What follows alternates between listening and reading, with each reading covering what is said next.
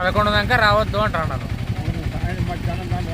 ఒకరు వచ్చేసి మధ్యాహ్నం వరకు 2 గంటల వరకు రావాకండి అని ఒకరు అంటున్నారు. అని ఎన్నికి వస్తాను వద్దులే.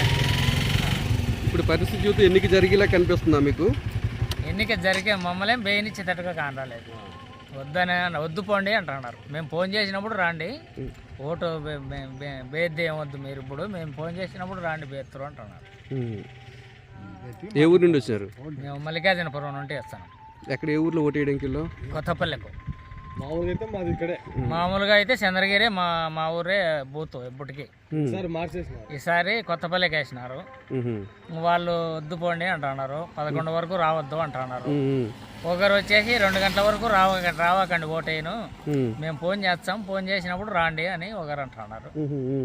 అది సార్ అట్లుంది.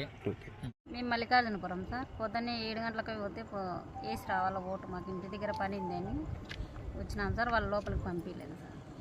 11కి రాపోండి, 9కి రాపోండి, రాకుంటే ఏం పోండి అని అంటున్నారు సార్. మా ఊరు వాళ్ళని ఎవరిని పంపించలేదు సార్.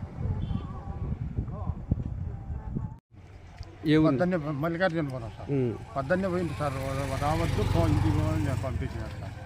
ఇప్పుడు ఆ మాట చెప్తాను సార్, నేను ఫోన్లు చేసినా రావద్దండి అని చెప్తాను సార్.